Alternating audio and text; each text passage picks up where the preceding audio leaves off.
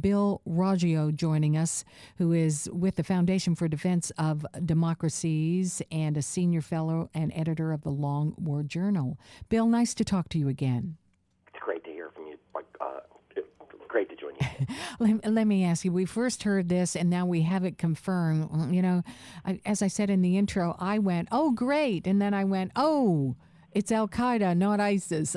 We've got them both at two different sides. Is this still important? Absolutely. There's been a certain fetishization of the Islamic State within the media to the exclusion of Al-Qaeda. And meanwhile, Al-Qaeda controls territory in Syria, Somalia, Yemen, continues to work with the Taliban in Afghanistan, Pakistan, and has territory in Libya, and actually drove the Islamic State out of the city of Derna just the other day. Al-Qaeda is still relevant and still dangerous and still the United States enemy. It's just that the Islamic State is an up-and-coming group, but that doesn't mean Al-Qaeda doesn't exist any longer. So is this an important strike that it has happened then? Absolutely. Nasir al-Wahishi, he served as Osama bin Laden's aide-de-camp prior to 9/11. He fled Afghanistan with bin Laden. He went back to the Arabian Peninsula. He formed Al-Qaeda in the Arabian Peninsula, basically the merger between Al-Qaeda's groups in Yemen and Saudi Arabia. He was the first emir, and he's been that since 2009.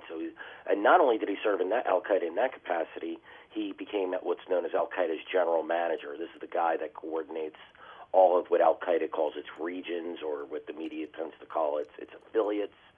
And he directs Al-Qaeda's operations and, coordinates between the leadership of all the groups and top Al-Qaeda leaders. So it's one of the most important positions inside Al-Qaeda. And also, I'm on your website right now. He was part of the beginning of it all, wasn't he? He was part of the first generation.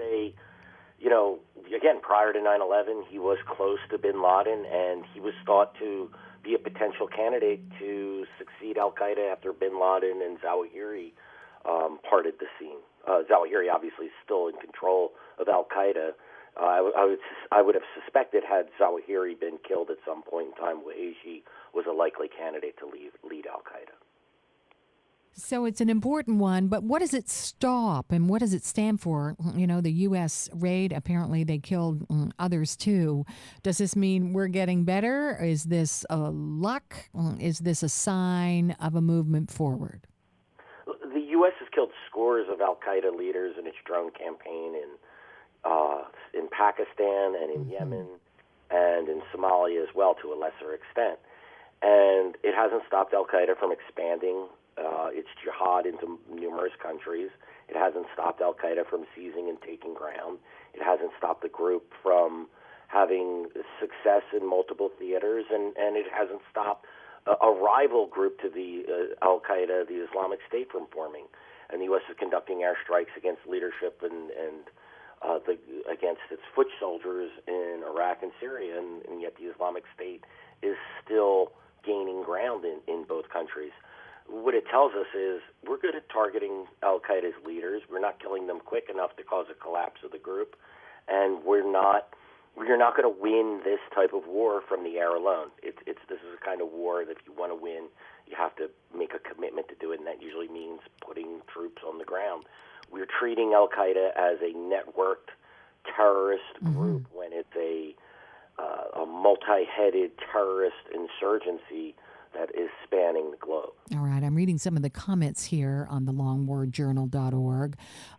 Somebody says, we'll run out of money long before they run out of leaders.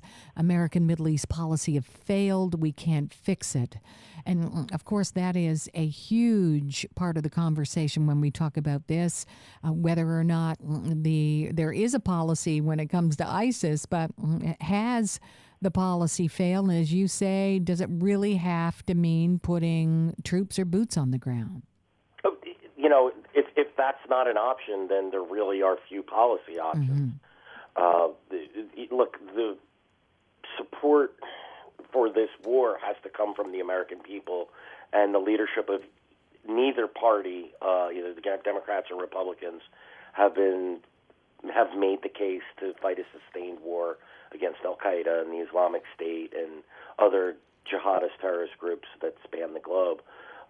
So we do things like drone strikes and whatnot. Until we get beyond that, treat this as a real enemy and treat it as an enemy that we have to deal with, we're just going to have this. We'll kill guys like Wahishi every now and then. We'll launch airstrikes against this or that. But the group is not going to be defeated until the U.S. and Western nations and Arab and Muslim governments decide that these groups are real threats and they need to be eliminated. And that's not just going to come from air power alone. The Saudis are making the same mistake in Yemen. A group called the Houthis, which are backed by Iran, have taken over half the country, and the Saudis said, "Oh, well, we're going to drive them back with airstrikes." It hasn't changed a single thing. The Israelis can't defeat Hamas this way. They couldn't defeat Hezbollah this way. They couldn't, so you just can't win wars with air power alone, despite what air power advocates say. And where do you think the public's headspace is on this, even in the United States, as we head into a new election campaign? I mean, is this going to come back? Is there a change of heart? Is there a new nervousness instead of the nervousness that maybe they went too far, which has been part of the mindset, I think, of the voter, certainly for the last two elections? What I seem to detect, and it's difficult to know, but it certainly isn't a top issue in the presidential campaign, the beginnings of the presidential campaign. And I don't think the American public is all that concerned with it. But I'm going to tell you, if there is another major attack in the United States, or Americans are killed abroad, or Westerners, at some point this is going to come back to bite the leadership of both parties, because what we've done is basically ignore this threat, I think what this administration really has done is kick this can down the road. Their claims are, well, there's been no attacks here, and we've been, chipping away with them, and that's good enough. Well, that's only good enough until it's not good enough, and when that next attack happens. And to me, it's just a matter of time before there's another major spectacular attack. What you have now is thousands of Westerners flocking to Iraq, to Syria, to Libya, to Afghanistan and Pakistan, and to Mali and Somalia and Yemen and other theaters, and they're learning how to wage war. They're learning how to build bombs, and a percentage of them are going to eventually be siphoned off to conduct attacks inside their own countries.